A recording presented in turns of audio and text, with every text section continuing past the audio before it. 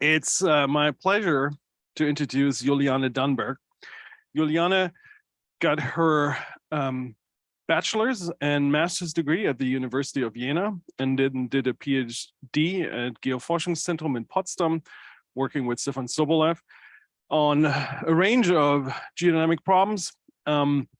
She then did a postdoc at Texas A&M and at the University of Colorado, and was then briefly a researcher at UC Davis before joining the University of Florida, where she's an assistant professor now.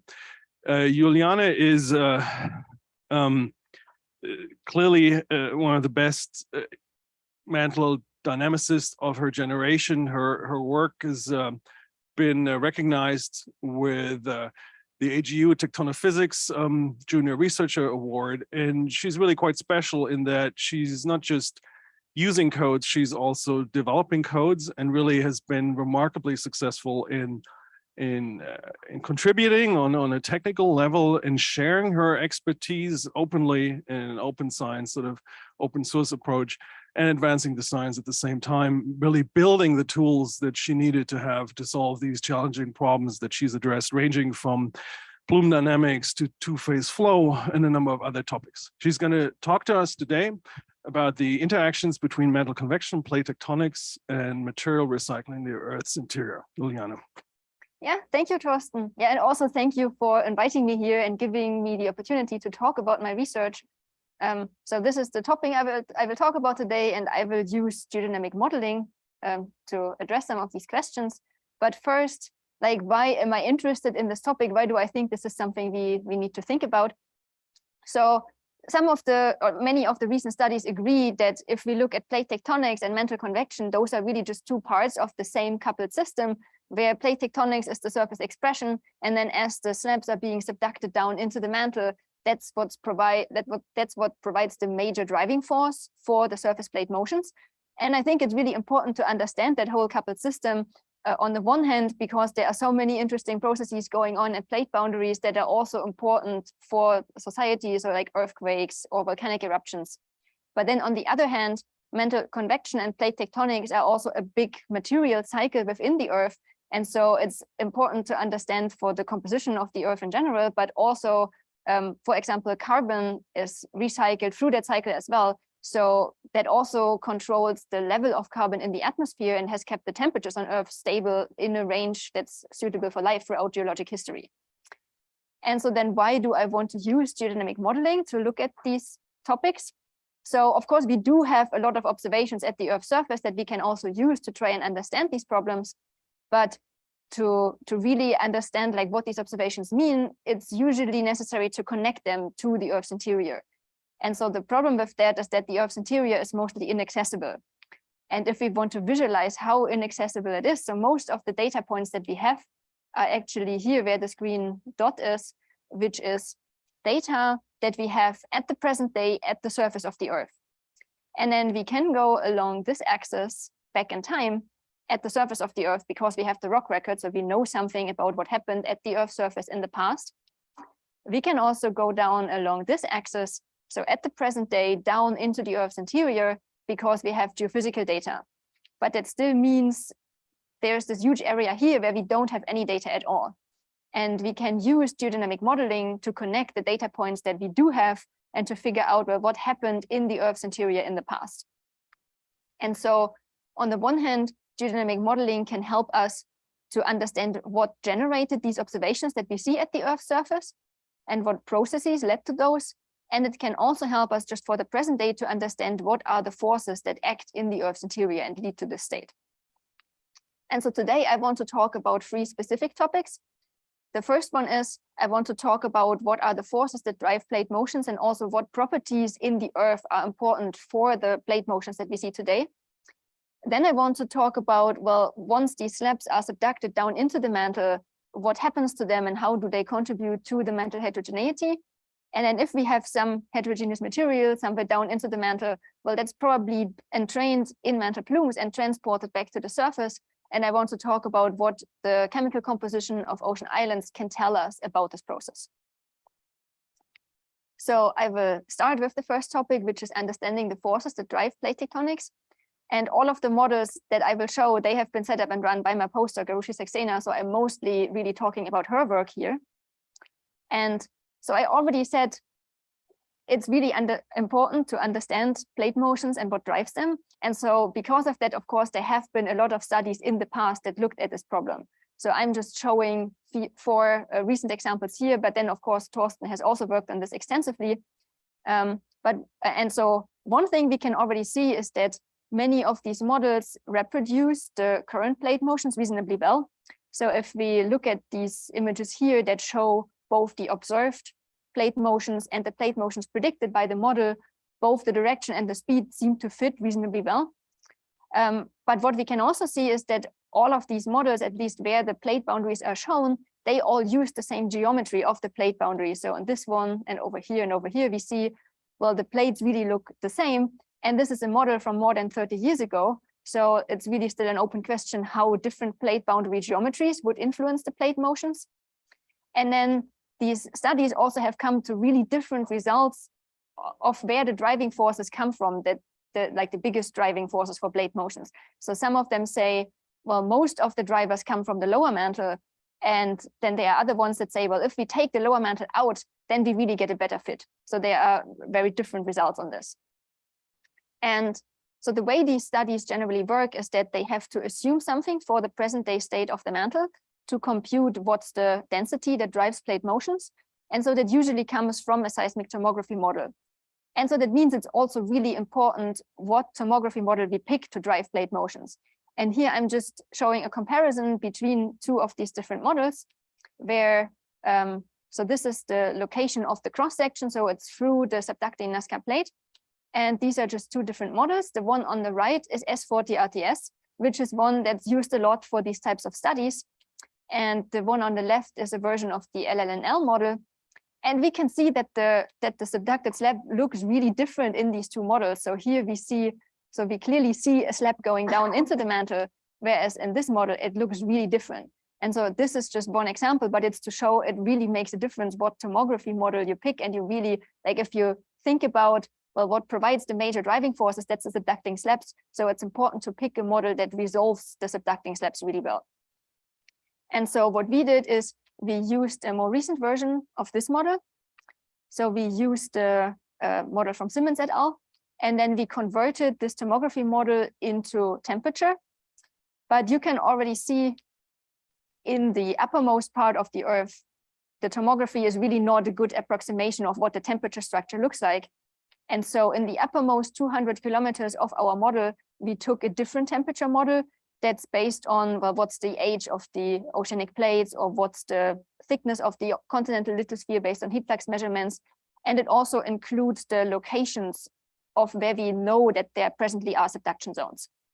And so we combine those two models to one temperature model and then convert the temperature to the density to compute our buoyancy driving forces and to the viscosity. And so the viscosity really controls the resisting forces in the model. So and because it's a complex setup, I want to talk about that a bit more.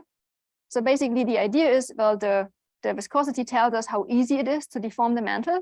And first it depends on depth. So we use a viscosity profile that tells us independence of the pressure, how easy is it to deform the mantle. In addition to that, we also have lateral viscosity variations. So on the one hand, we include these plate boundaries and make the plate boundaries really weak so that they can deform easily.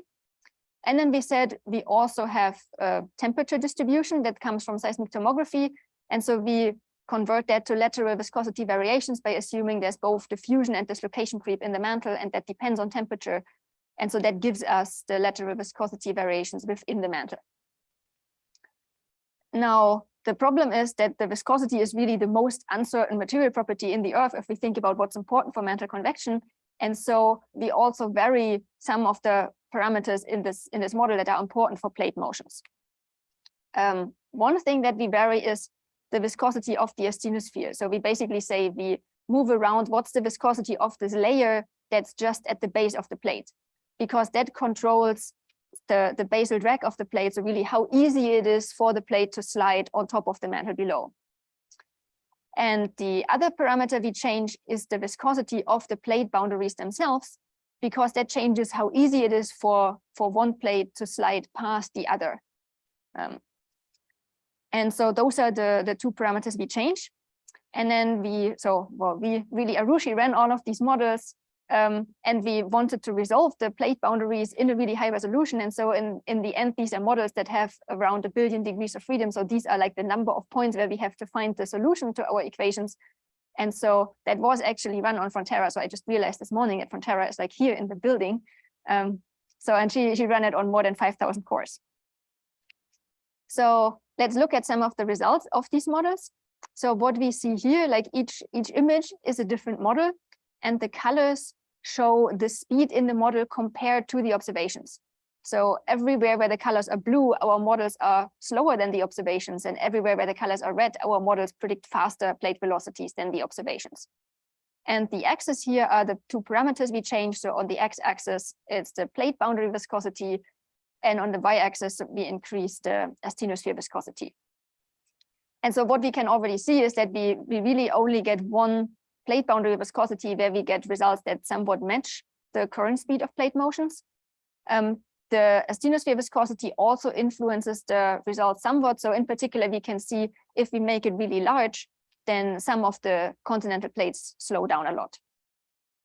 But the main reason for the study was to figure out, well, what's actually the parameter range that's closest to what we see on Earth. And so we basically find the best results for this range, where the plate boundary viscosity is around 1e20 and the asthenosphere viscosity is around 1e18 Pascal seconds. And so in the next step, we did more models where we had a smaller spacing between the different values that we tried. And then we, of course, want to analyze, well, how can we quantify how do these models fit the observed plate motions? And this is what I'm showing on this slide. So this is, you can again see the x-axis is the plate boundary viscosity, the y-axis is the asthenosphere viscosity, and each point is the result for one model. And then the 3 different plots, they show 3 different measures to analyze the results. So this one is the angular correlation, where the idea is we just look at the direction of the motions and look at how well does our predicted motion correlate with the observed motion. And so 100% would really be a perfect fit. And then if it's 90 degrees off, it would be 0. And if the plates are if the predictions are in the opposite direction, then the value would be negative. And so here we can see, for example, if we make the asthenosphere viscosity smaller, we actually get a better fit.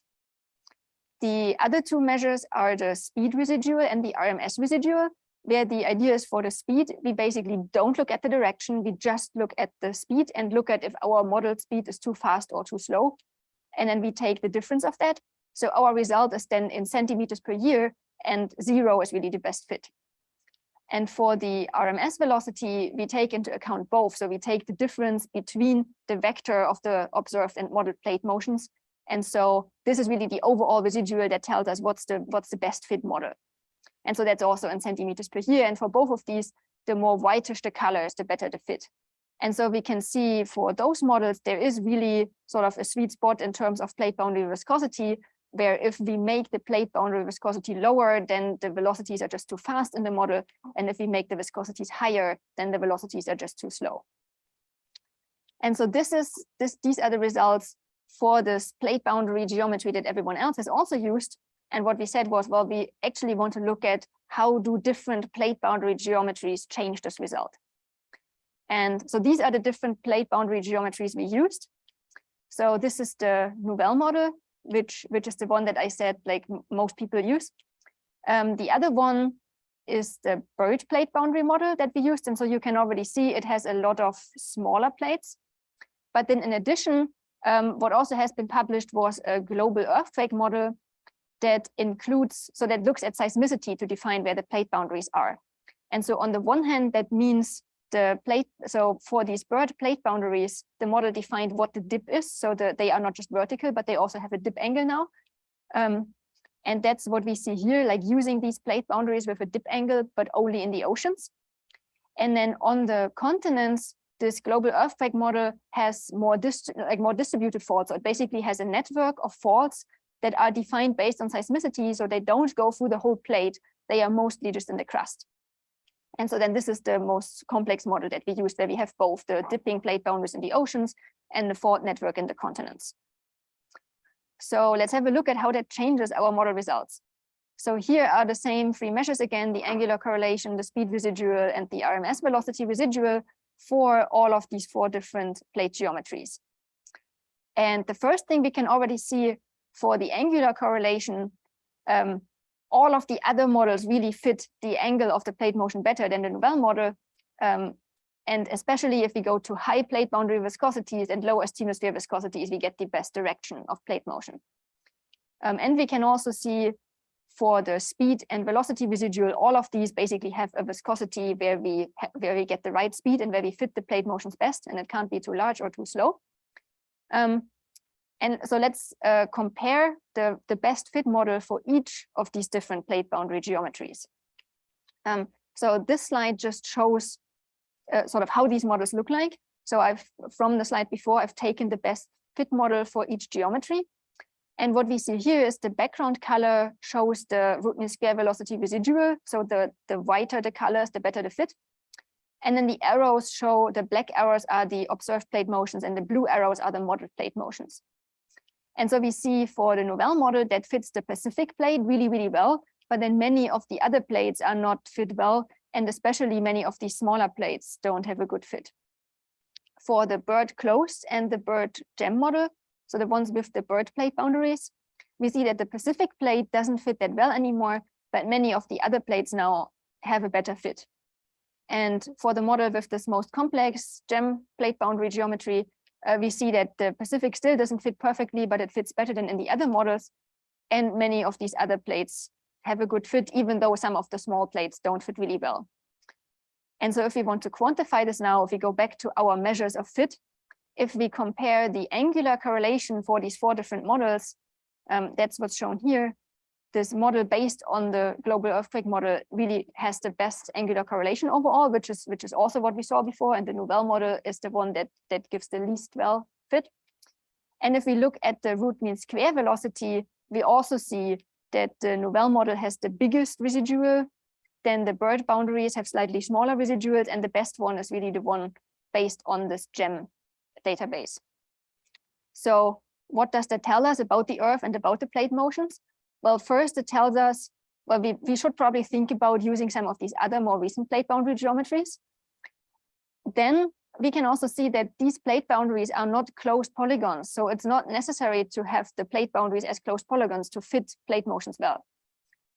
And apparently it's also not a good approximation to have plate boundaries both within the continents and the oceans that go through the whole plate and have the same viscosity everywhere. But it seems to be a better approximation of the Earth's plate boundaries to have these plate boundaries, like this discrete boundaries that go through the whole plate only in the oceans. And then in the continents instead have more distributed deformation because of the fault network that doesn't go through the whole plate, but only only until a given depth. And so then I said, well, we are also interested in where these driving forces for the plate motions come from.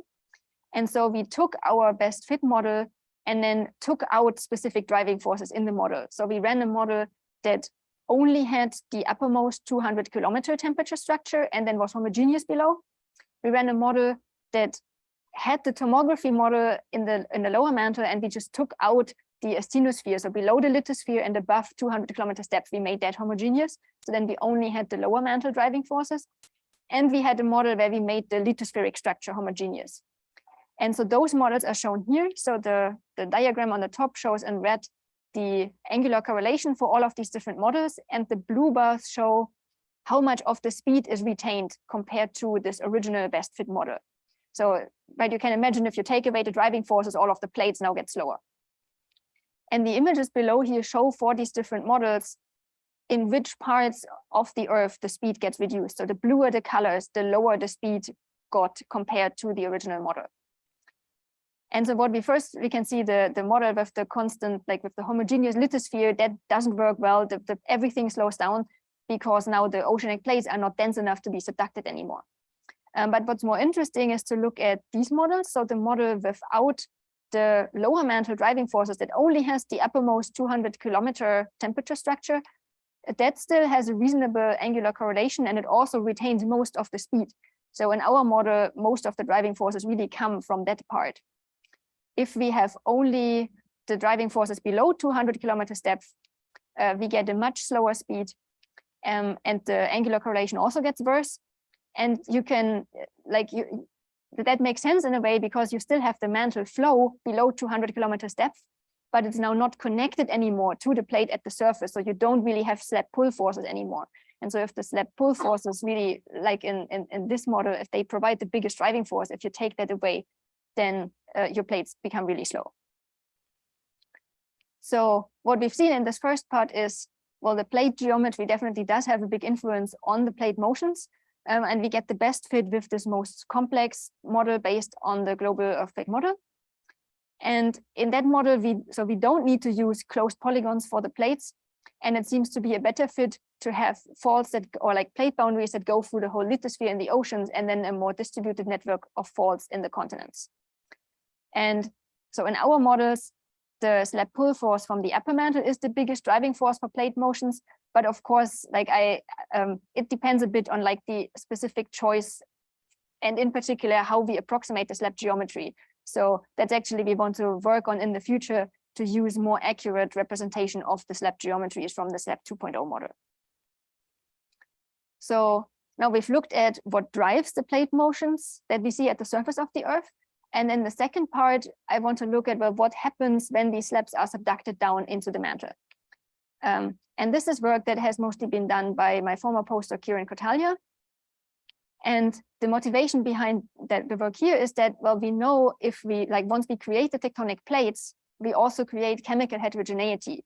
So when the plates are created at the mid-ocean ridges, we have mantle melting, so we get the basaltic crust that has a different composition than the Harzburgitic lithosphere, so shown here in like this dark green and light green colors.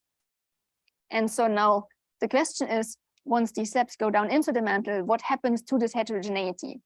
And in particular, it's important because for lower mantle pressures, the basalt would have a bigger density, so it would want to sink down, and the Harzburgite would have a lower density, so it would want to move upwards. So the question is how, or can these components separate?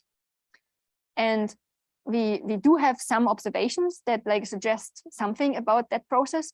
So we have some suggestions from seismological studies that say, well, maybe we fit the whole the seismic wave velocities of the whole mantle better if we have a mechanical mixture of basalt and Harzburgite rather than having a chemical mixture of the two. So maybe they are distributed throughout the whole mantle. We also have, seismic studies also tell us that there are these zones of low shear wave velocity in the lowermost mantle that might be made of a different material. So it could be that if we have this dense basalt, if it just accumulates in piles, that is one of the suggested ideas. And then, of course, we have geochemical studies that tell us, mostly in plumes, but then also at mid-ocean ridges, we see recycled components in the melts.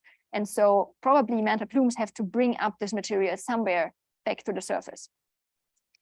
And so we wanted to look at the process of how the basalt separates from the rest of the slab. And one important feature for that process is the viscosity.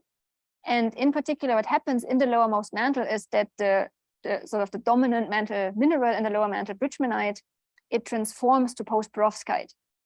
And it has been suggested that post-perovskite has a much weaker rheology, so that it's much easier to deform, maybe by a factor of 1,000. And so you can imagine that that would make a difference for how easy it would be to separate the crust from the rest of the slab. And so we wanted to look at this, and because it's important, there have been studies before who looked at that as well. And so I'm showing the two only studies I'm aware of here, where one study from Lee and McNamara, so we see two models. The model at the top is one where post-perovskite has the same viscosity as the mantle, and then the one at the bottom, it's weaker. And so the blue and red colors show the temperature, and then these green dots show where basalt is accumulating. And what they find in their study is, well, if we make post-perovskite weak, then we get less basalt to accumulate in the lowermost mantle. And so you can also see, here there are some of these green material accumulating, whereas it's not the case in the model down there. The second study is one from Nakagawa and Tekle, and it's shown here. They did the same thing. The one at the top is with the post-perovskite with the same viscosity. The one at the bottom is where post-perovskite is weak, and they come to the opposite result. So they, here, the color scale more red means more basalt. And you see there's much more basalt in the model at the bottom compared to the top. So they find, well, if we make post-perovskite weak, we get more basalt to accumulate in the lowermost mantle. And so that means it really is not clear what this post-perovskite does. And we need a more systematic way of looking at this process. And so what we did was we set up models again in Aspect. And here you see the model geometry. So we ran 2D models of just a quarter of sort of the sphere. And then we have periodic boundary conditions on both sides. The bottom is closed. And at the top, we have an open boundary where we prescribe 2 slabs coming into the model. And we only prescribe their temperature and their composition. And so that means depending on how dense they are, the velocity will develop self-consistently. And then this density that drives the flow, we take that from the mineral physics software Hephaestus. So the idea is we have different lookup tables, one for the basaltic component of the model. So that would be what's in green shown here, the crust of the slab. One for Harzburgite, which is the lithosphere of the slab shown here in white. And then a third table that defines the properties of the mantle in the background for pyrolite. And so because we want to look at crust that's potentially really thin, and we want to look at how it's like being removed from the slab, we thought we need a really high resolution for these models. So we have 3 kilometers between the different quadrature points in our finite element. And we used up to 1 billion tracer particles to track this composition of the subducted slab. So let's look at some of the results. So again, these are like similar to the studies I showed before. These are 2 different models. This one has the post-perovskite that has the same viscosity. This one here has weak post-perovskite. And the background colors show the temperature. And then this, all of the green material, that's where the basalt is accumulating. And the first thing we can already see is that everything happens much faster in the model with the weak post-perovskite. So the upwellings develop much faster. And so that means the slabs also move downwards much faster. And the basalt also accumulates much faster here. Whereas in this model, we also see some accumulation, but it takes a longer time. But now we said we wanted to look at this in a more systematic way.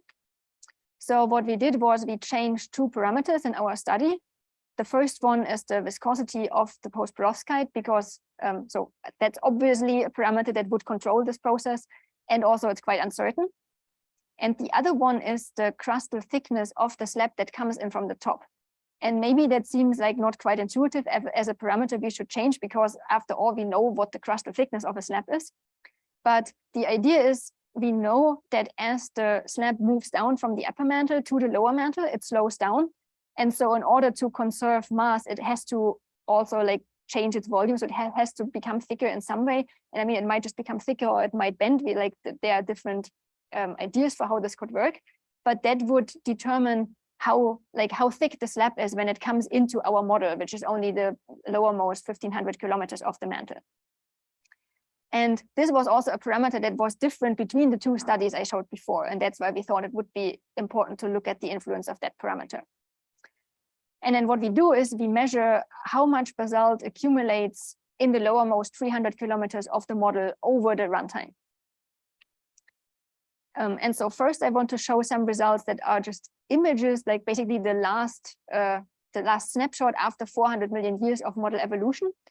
And so it's again arranged that on the x-axis, we change one of the parameters. We change the viscosity of post-perovskite, which has the same viscosity as the rest of the mantle here. And then it's a factor of 1000 weaker on the left. And from bottom to top, I changed the crustal thickness from 10 to 40 kilometers. And even though these are only qualitative results, you can already see there are some models, mostly here towards the top, that seem to accumulate a lot of basalt, whereas some other models don't accumulate a lot of basalt. So these green piles here. What we can also see is, even though most of these models still have the 2 subducting slabs and the 2 rising plumes, some of them only have 1. So in those models, what happened was that the plumes became so strong that they basically pushed the second slab out of the model. And so now in those models, we only have 1 downwelling and 1 upwelling. But so let's quantify how much basalt we actually have in each of these models. So that's what this plot shows. Again, it's like the same arrangement. We have the post-perovskite viscosity changing along the x-axis and the crustal thickness along the y-axis. And each point represents one of the models where both the color and the size represent what's the amount of basalt accumulating in the lowermost mantle. And so we can already see that like there is some sort of systematic, but it's not straightforward. First, we can see, well, if we increase the crustal thickness, we have more basalt accumulating, which makes sense. But if we reduce the post-perovskite viscosity from this value, we first get an increase in how much basalt accumulates. And then at some point, we also get a decrease again if we make post-perovskite even weaker. So, and this, like the reversal from the increase to the decrease depends on the crustal thickness. So it happens at lower viscosities for thicker crust. So what's going on here? So if we look at our models again, how they look like, this is the original model where we looked at the video where we said, well, the basalt can segregate from the slab, but it's kind of slow. If we decrease the post-perovskite viscosity in this lowermost layer, then it's much easier for the basalt to be removed from the slab. So you can see here, it basically immediately as the slab reaches the commented boundary, the basalt can be moved into one of these piles. But if we make the post-perovskite even weaker, then the plumes suddenly get much stronger. So you can also see here, the plumes are already stronger. Here they are even stronger because that makes it easier for convection to occur in that lowermost layer. And so here the plumes are so strong that they basically entrain all of the material back up towards the surface, and it leaves the model. And so that's why we don't have any basalt or not much basalt accumulating in the commented boundary region. And so we have two processes. On the one hand, weak post-perovskite facilitates the segregation of basalt, but it also makes the plumes stronger. So if post-perovskite is really weak, the plumes can entrain all of the basalt. This also explains this discrepancy between the two studies I showed. So in the Lee and McNamara study, they had really thin crust, and so they got less basalt to accumulate when they reduced the post-perovskite viscosity. In the Nakagawa and Tekle study, so it's not quite clear how thick exactly their crust was because they generated self-consistently from their model, but they have a 3D global model where the resolution is much coarser, and so their crust was much thicker. And so when they reduced the viscosity of the post-perovskite, they now got more basalt to accumulate in the lowermost mantle. And then, of course, it would be interesting to know, well, which of the size of the dots, like what's the appropriate value for the Earth? And I made a quick estimate, but I just want to warn you that like there are so many assumptions going in that it's really hard to tell like what would be the right number. So what I've done here is I assumed that, so if we look at seismic observations, they tell us, well, the LLSVPs, the regions of reduced shear wave velocity, they might make up at least around 3% of the Earth. So that's what I took as the volume. And then I said, well, if we assume the same process in our model with plate tectonics has been going on for the last 3 billion years, and the rate has stayed the same, so all of these are assumptions that are probably not true, well, then what size of the piles would I get in my models compared to the actual observations? And so like if I do that, like those are the models that actually that at least have as much basalt as these 3%. And like even with that really quick estimate, we see that doesn't tell us anything about what we think the post-perovskite viscosity should be. It just shows us, well, we have to have thick crust to accumulate enough basalt. But I mean, on the other hand, right now I assumed all of the LLSVPs, which basically just show us hot regions in the lowermost mantle. I just assumed all of this is basalt, and we don't know that all of these are made of basalt. So it could also be that the volume is smaller in the end.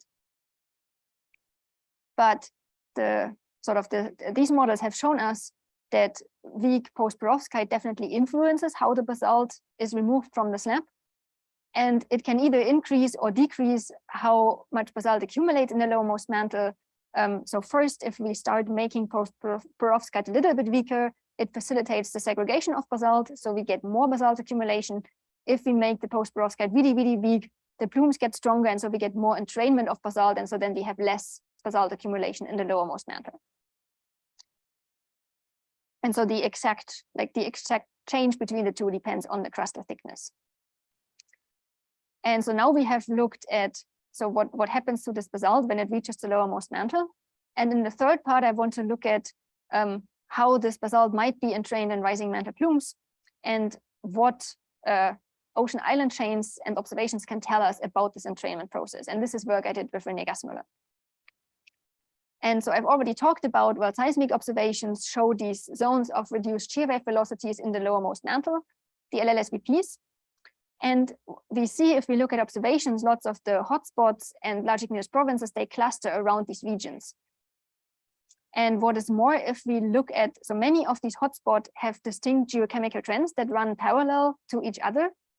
And these trends seem to be aligned with the outlines of these LLSVPs. So first, this has been observed for Hawaii, but it's also been observed for a number of other hotspots.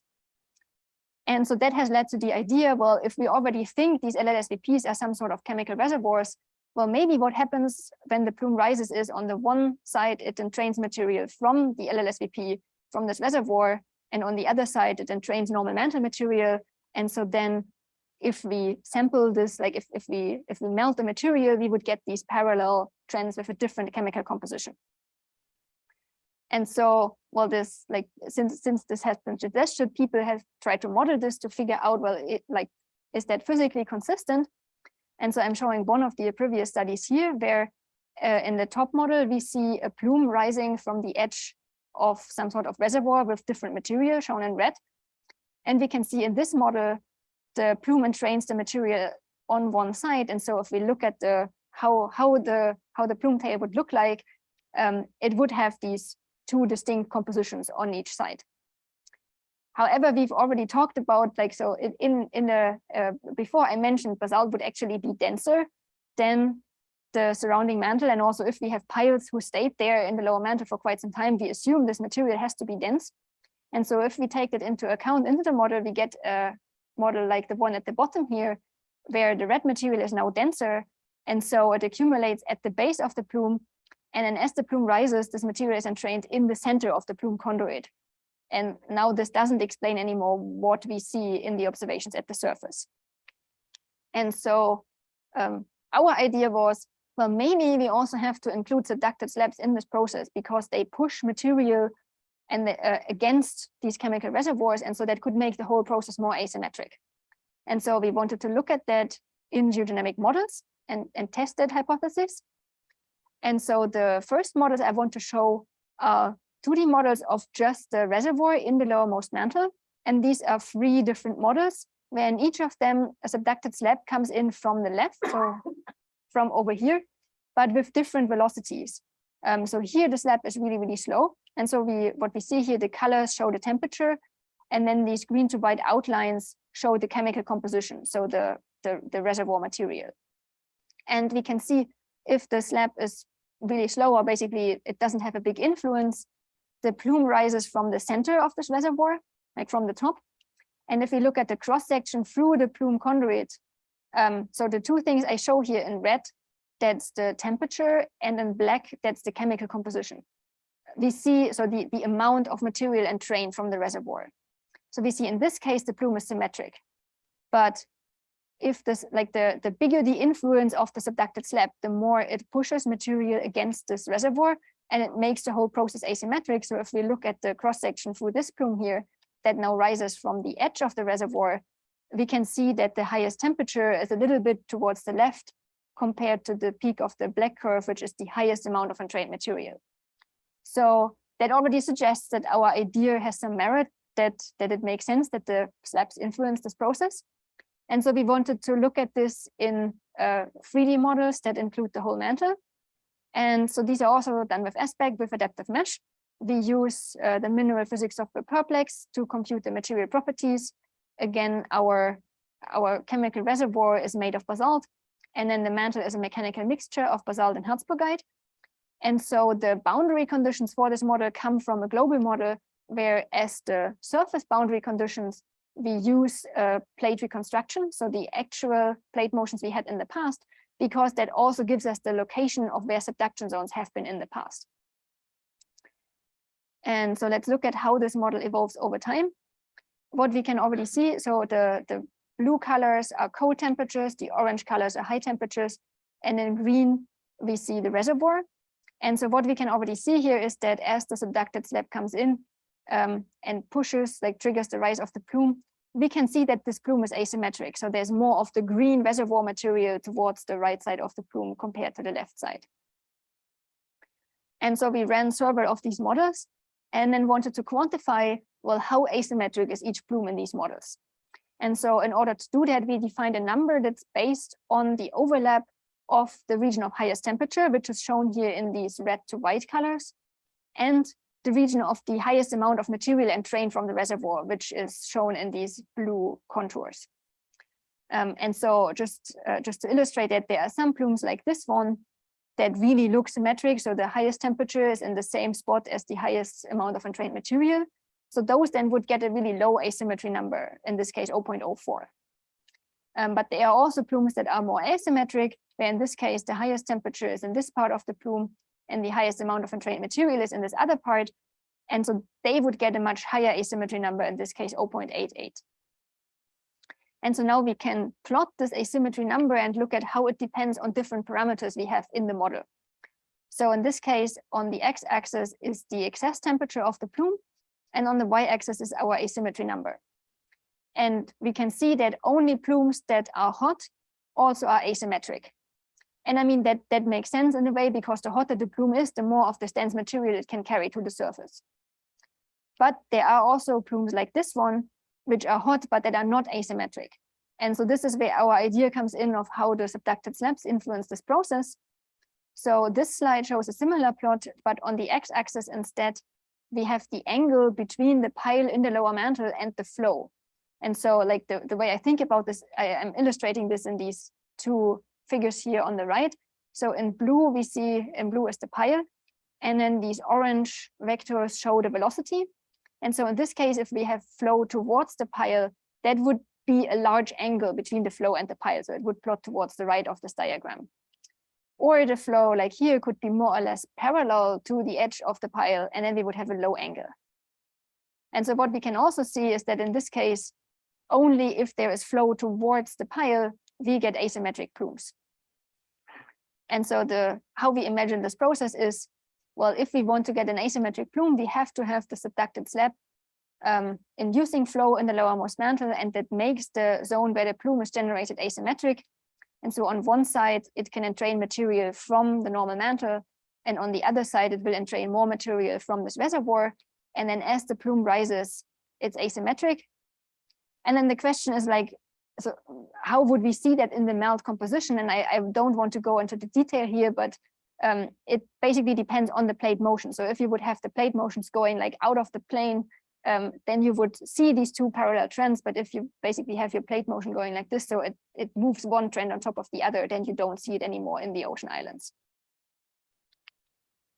But so what we've seen in this last part is that if we consider the interaction of a subducted slab with a chemical reservoir, we can explain plumes that are bilaterally asymmetric, but plumes have to be both hot and there has to be this flow in the lowermost mantle towards the reservoir to actually generate this plume asymmetry.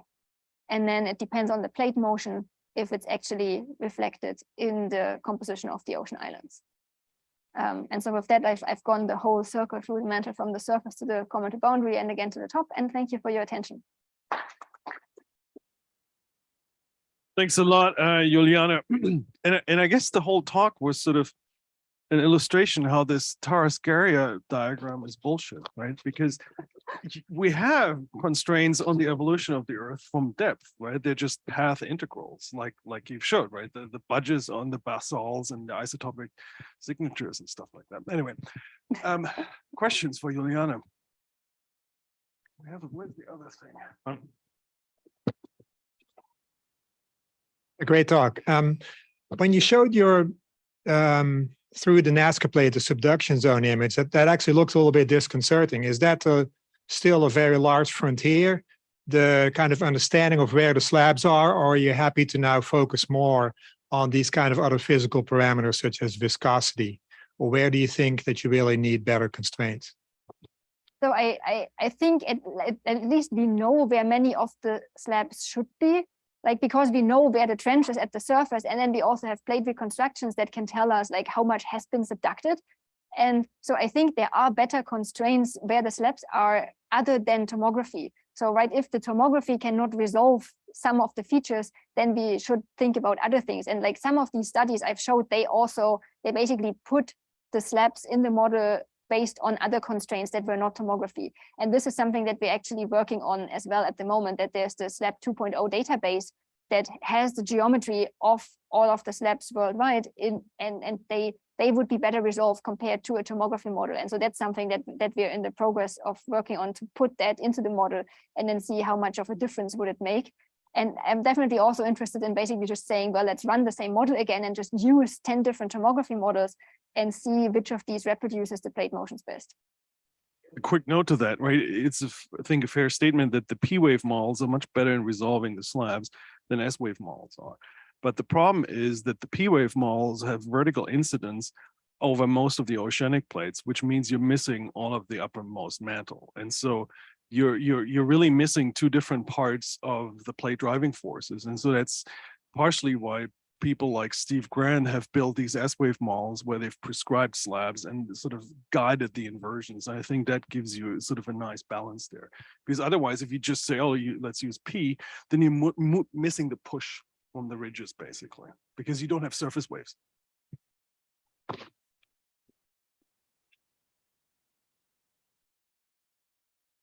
Great talk. I guess I'm actually quite curious about this interaction between slabs and plumes. And if you were to go back, at the start of tectonics and think about, how different would plume generation potentially be, before the first slabs, and then how does it evolve as we start developing more and more subduction as part of the system? I don't know if you've thought about that. So I mean, I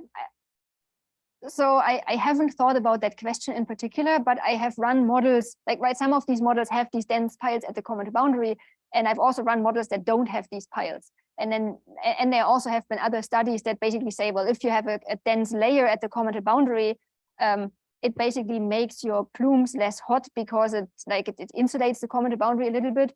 And so and also if you run sort of global 3D models, one with these piles and one without, in the one without the piles, you get a lot more plumes compared to the one with the piles. So these are just some of the differences. But then also, so it can make the plumes bigger if they entrain a lot of the dense material. So basically the idea is if you reduce the buoyancy, so it takes a bigger volume of hot material to actually start rising.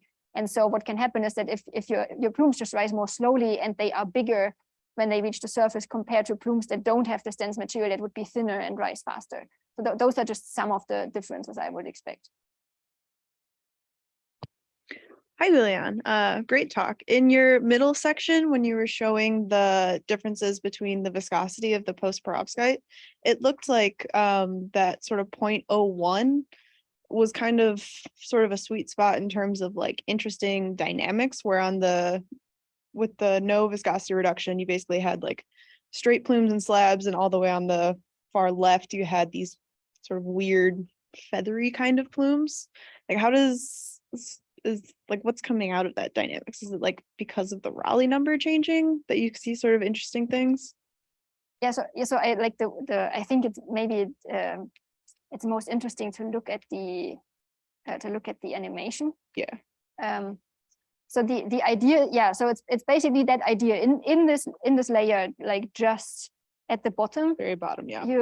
You make the viscosity just 2 orders of magnitude lower, and so you basically can already start just convecting, you have small scale convection in that layer. Mm-hmm. And so that's what makes the plumes rise faster. You have a more efficient heat transport from the comet boundary and then upwards in that layer because the viscosity is so low. And that's basically what makes the plumes really strong in that layer. And so we've just finished these models, but it potentially has some other implications that I haven't thought about in detail. For example, if we look at the plumes in those models here, right, this would be some sort of pulses in the plume. So that could be also something that we could potentially compare to observations that have shown that plumes are pulsing. So I think, so some of the previous studies, they didn't have a high resolution, and so they couldn't actually resolve all of the small scale convection within the layer. And especially, right, if you do 3D global models, you never get to that resolution where you see these really tiny features within the plumes. So yeah, I was also really surprised by this, but I think that's what's going on there. Just a quick note for the people on Zoom to please type their questions, but follow up on Aaron's question, right? You have a layer reduction of viscosity, which, like Aaron says, is like you change the Rayleigh number, right? And you just have a high Rayleigh number at the bottom. But if it's post-perovskite, right, then that viscosity reduction should only happen in the slab regions, right? Because that's where you actually transition to post-perovskite. So you would weaken the slabs, and you wouldn't have uniform viscosity reduction, but it would make the slabs squishier, right? So it actually, so it doesn't just happen in the slabs. So we picked, so we took the the phase transition, like that also came out of this table from Hephaestus that we're using. So basically for all of the different materials, we looked at which pressure would post-perovskite be the most stable phase. And of course, it has this like really big Clapeyron slope that in the cold regions, we would get to much lower pressures compared to the hot regions. But it's definitely, so it definitely looks like even for some of the hotter regions, of course, then the post-perovskite layer is thinner, but it also seems to affect these hot regions as well. I don't have a plot of where post-perovskite is present, so So if you assume that Hephaestus isn't God, and then you go with some of the more classic arguments, I mean, what would happen if you would make the slabs squishier and keep the other regions the same? Also, in light of your third study, right, where you need that push, would you still get enough push if the slabs are actually weaker? I mean, if I just look at these models, you basically, in some of these models, the slabs are basically just entrained with the plume, so you don't get that much push anymore. But you're right, that would be something to look into.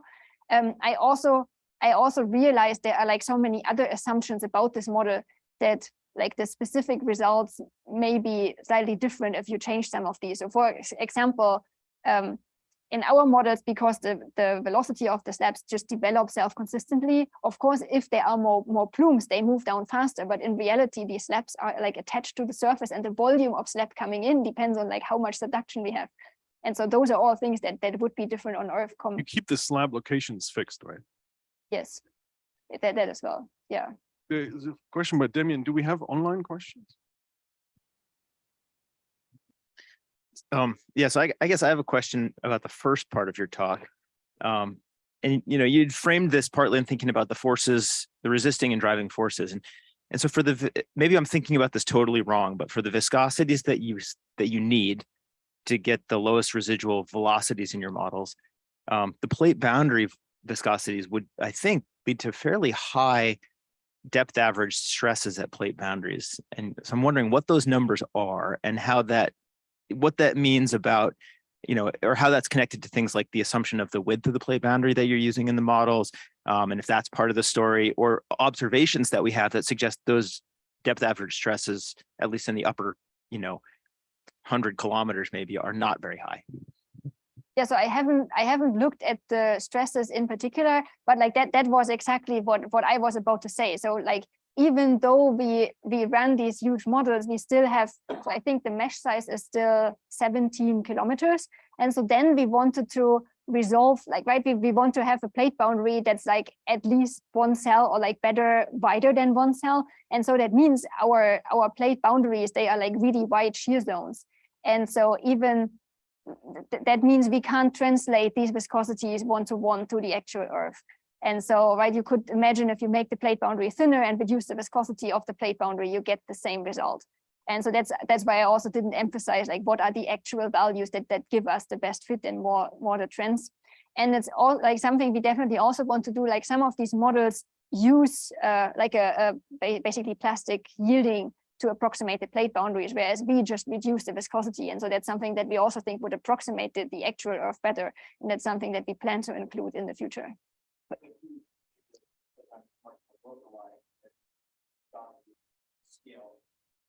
Yeah, so the way I think about it is you would basically get the same result if you make the plate boundary half as thick and then decrease the viscosity by a factor of 2 as well. It should give you the same result basically. Or whatever, yeah. Lovely talk.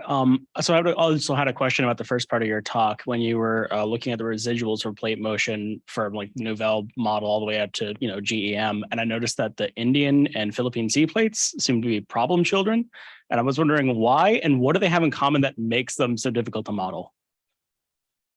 So I think for the Philippine plate, I think I have a good idea of what the problem is. Yeah, so right, it looks like in especially in this best fit model, it's like terrible. And I think so this TM1 model that we're using, the slabs in the uppermost 200 kilometer, they are vertical. So it's basically like they don't have the dip. And so I think like in this region, like since there are these two subduction zones on both sides of the Philippine plate, I think what happens is that maybe the slab attaches to or one of the slabs attaches to the wrong side of the plate. And so what happens here is that the Philippine plate doesn't move at all, like the velocity is almost zero. And so I think it might be pulled in both directions rather than just in one direction. And so that's why the velocity is really wrong. So I think like improving our slab model that we're using could potentially help with this. Yeah, I haven't looked at the Indian plate specifically, but I could imagine that that's one of the reasons why we don't fit this as well. Thank you.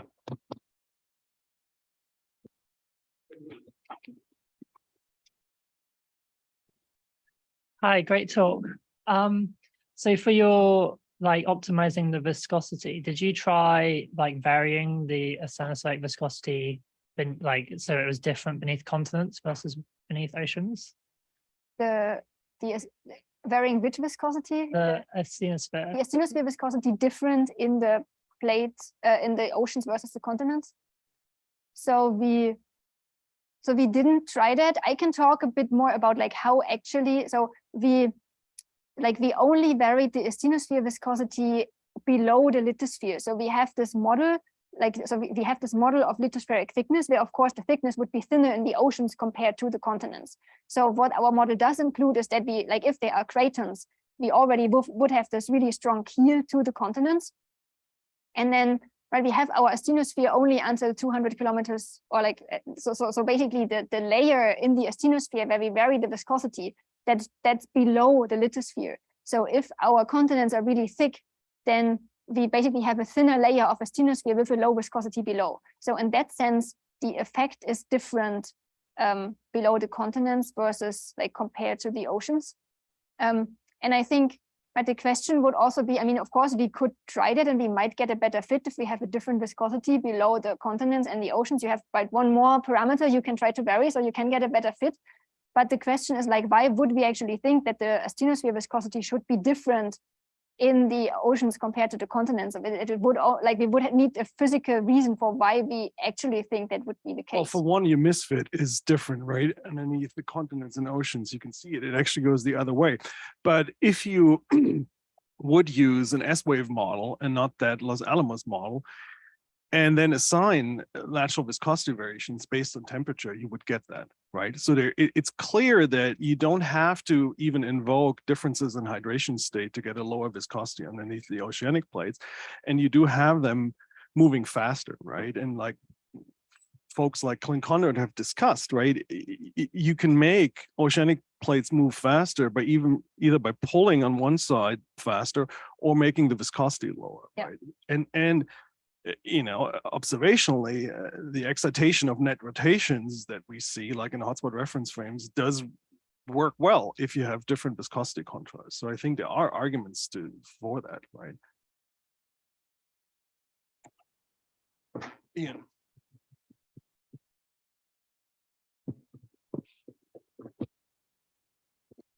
A fascinating talk, Juliane. Thank you. You talked about the potential for finding heterogeneity in the chemistry of ocean island basalts. What about large igneous provinces like the Karoo-Ferrar, which may have been influenced by subduction on the Andean margin for 300 or so million years from the end of the Precambrian up to 180 million years? Would you expect you might find some, if you looked hard enough, you might find some heterogeneity in the whole of the Karoo-Ferrar province? Or is it going to get too diffuse?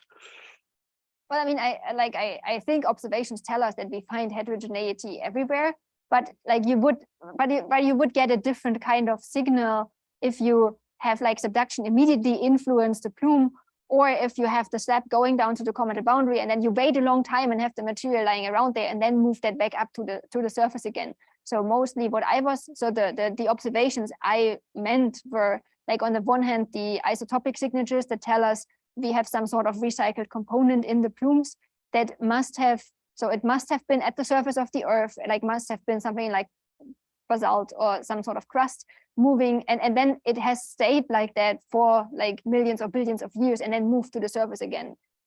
So that's one type of observations, and this is also where, like, in these different chemical trends, that's mostly based on the isotope results.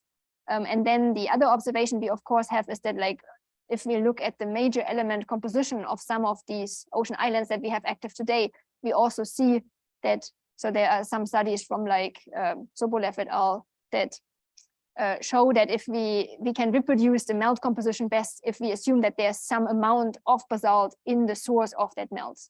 And then I think, right, if you have a subduction influencing melting, you would get a quite different type of signature. We would get the signature of all of the volatiles released from the slab. So I think you definitely see that it would just give you a different type of signature. I guess what Ian is asking a little bit is does the plume head maintain this heterogeneity, or is it the tails, right? So when you look at the Hawaii trend, right, we're looking at the tail of the plume and training differently, presumably. But if you have a lip emplacement, that's the head, right, which does its steering, whatever the hell it does.